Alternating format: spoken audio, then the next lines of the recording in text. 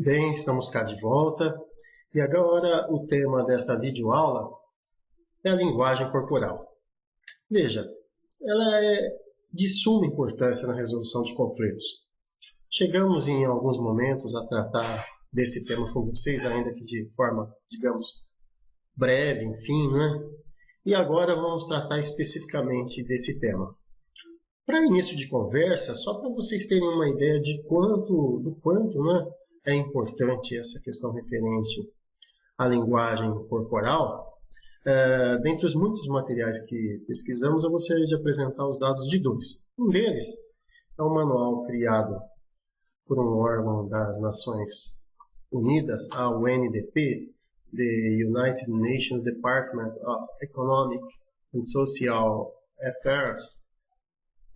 Este manual, chamado Skills Development for Conflict Transformation, quando ele trata da questão da linguagem corporal, ele informa que no processo de resolução de conflito, a linguagem corporal chega a representar 80% da comunicação realizada nesse processo de resolução de conflito. Ou seja, se você está num processo de resolução de conflito, você pode dizer N coisas, fazer uso das técnicas que nós informamos a você, né, tais como a linguagem do eu, enfim. Mas, se a sua linguagem corporal é inadequada, você tem 80% de chance de não ter sucesso nesse processo de resolução de conflito. Um outro dado que nós obtivemos, né, de uma pesquisadora chamada Diane Rosenberg, ela nos informa que, para você ter uma ideia, no processo de comunicação na resolução de conflito, 7% do resultado advém dos significados das palavras, 38% do tom de voz da pessoa que está se comunicando e 55% da linguagem corporal. Então, como você pode ver, a linguagem corporal é de suma importância e nós não percebemos isso, esquecemos, né, o quanto é importante esse item. E agora, para nós tratarmos dela, né, nós vamos de imediato já trazer uma consideração inicial para vocês a respeito de alguns cuidados, né, quanto à linguagem corporal. Uma delas é, por exemplo, essa que nós trouxemos aqui do Patterson, que ele diz que, dentre outras coisas, né, você deve procurar falar calmamente, manter o contato com os olhos, sorrir quando isto é apropriado, enfim, e manter com aquele que você está no processo de resolução de conflito uma postura relaxada e aberta. Veja, o falar calmamente, você manter um tom de voz não muito elevado. Imagine que você está num local qualquer, aí você pede para que um garçom, né, venha atendê-lo. Aquele tom de voz que você faz para, por exemplo, pedir para que algo para a pessoa, para que você possa se fazer entendido para que ele lhe traga algo, seria, digamos, esse ponto aí, semelhante a que nós se espera, né, nesse item referente a falar calmamente. O manter o contato dos olhos, gente, nós vamos lidar com ele aqui. Ele tem aspectos positivos, mas dependendo da circunstância pode ser um problema. Nós vamos dizer o porquê, né? A postura aberta e relaxada tem uma função, mostrar que você está desarmado, você não está tenso, se você está com a musculatura contraída, enfim, isso de imediato demonstra ao outro, né, que você, como que está em uma situação de ameaça, né, de violência, enfim. Então isso não é bom.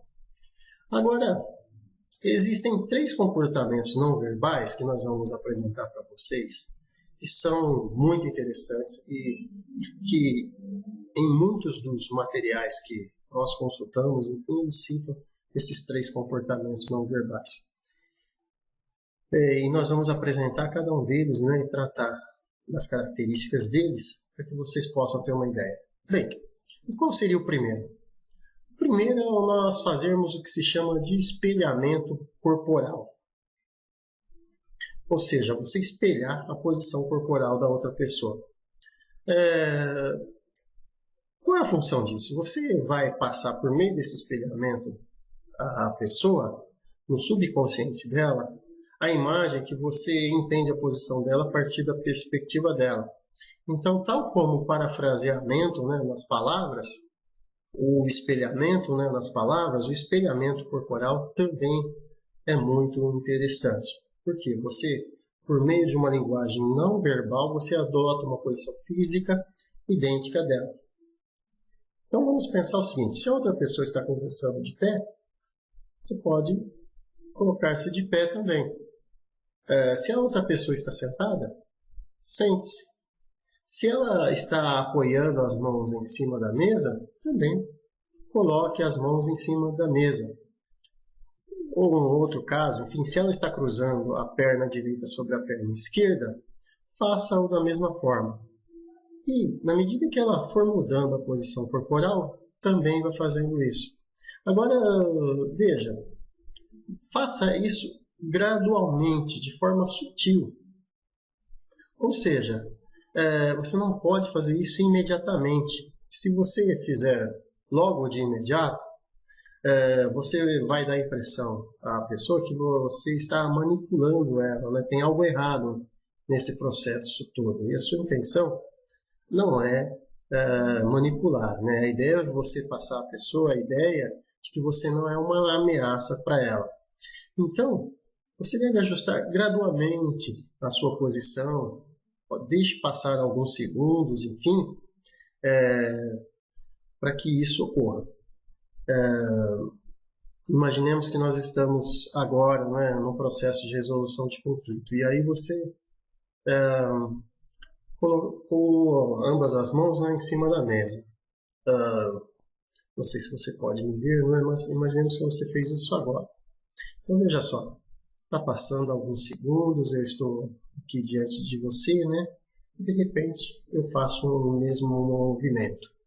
Então veja, desse modo, aguarde alguns segundos, haja de forma sutil, mas faça esse espelhamento. Para você ter uma ideia do quanto ele é eficaz, né, eu convido você a fazer uma experiência. Qualquer dia desses, assista na TV um drama ou uma comédia, né, e desligue o som. E aí você vai notar, pela linguagem corporal, o espelhamento, quando as pessoas estão fazendo ele ou não. Então, quando há um conflito, o espelhamento não ocorre. Agora, quando há, digamos, essa relação de proximidade, enfim, o espelhamento ocorre. E você vai perceber esse espelhamento acontecendo a todo momento. Faça essa experiência. Você vai ver que, de fato, ela ocorre a todo momento. Bem, falamos então a respeito do espelhamento. Qual o outro aspecto? Quanto à proximidade. É desejável que você mantenha uma proximidade diante da pessoa, que ela se sinta, digamos, acolhida e, por outro lado, ela sinta que você está do lado dela.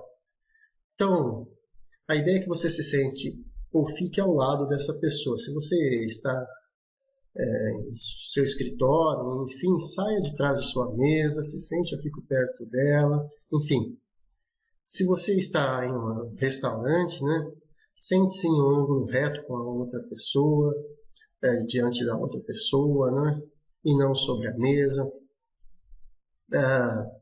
Agora, você deverá estar pensando para consigo o seguinte: bem, Edson, sim, eu tenho que me aproximar, mas não posso me aproximar demais, né? E você tem razão. Muitas vezes uma certa proximidade exagerada dá a impressão de que você, ao outro, né, você está invadindo o espaço dela. Então, uma forma prática de você saber, digamos, a distância certa é determinar a distância a partir do momento em que ambos apertam a mão. Então veja, se a pessoa estende o braço dela com firmeza, ela diretamente está te dizendo que ela quer que você mantenha a sua distância. Agora, se a pessoa dobra o seu cotovelo, né, flexiona o seu cotovelo, como que querendo trazer você para mais próximo dela, né? Agora, os autores dizem o seguinte: nunca fique mais perto do que um comprimento de um aperto de mão. Ou seja, utilize-se do aperto de mão para perceber, né, qual é a distância que a pessoa deseja, enfim, mas não se aproxime mais que uma distância de um aperto de mão. Porque se você assim o fizer, você está como que invadindo o espaço dela, né? Agora, se a situação está começando a ficar tensa, muito tensa, a ideia é que você não alinhe o seu corpo. Mas, aliás, desculpe, a ideia não é que você faça o espelhamento, mas você alinhe o seu corpo com a outra pessoa. Ou seja, você fica de frente para ela na mesma direção, sem fazer contato visual. E nós vamos dizer o porquê. Veja, contato visual é desejado? Sim, sobretudo nas culturas ocidentais. Uma forma de dizer que, olha, estou te ouvindo. Se você, por exemplo, for no Japão e tentar fazer contato visual, eles vão considerar, não é, que você está invadindo o espaço deles. Contato visual, por exemplo, no Japão, é algo que não faz parte da cultura. Eles vão considerar isso como uma atitude, digamos, agressiva. Então, o contato visual é desejável, mas se a tensão é muito elevada, não o faça. Sobretudo quando você está diante de uma resolução de conflito com homens. Porque, biologicamente, temos uma herança, né, que o contato visual é utilizado para afirmar poder. Você vai ver exemplos, inclusive, em animais. A relação de contato visual é utilizada para dizer quem manda e quem não manda. E se a situação é muito conflitiva, o contato visual pode gerar maior conflito ainda. Então, se a situação é muito tensa, você pode e deve estar evitando o contato visual. Agora veja, se não é muito tensa, o que os especialistas dizem é que você faça o chamado contato de 3 segundos. O que é isso? No decorrer da sua conversa, vez ou outra, você olha para o olhar do indivíduo, né? Olha nos olhos do indivíduo, né? E mantém esse olhar por cerca de 3 segundos. Veja só. 1, 2, 3. Ao fazer isso, você cria, digamos, esse contato, demonstra que você está ouvindo, né? Mas, por outro lado, você não se torna, digamos, muito invasivo.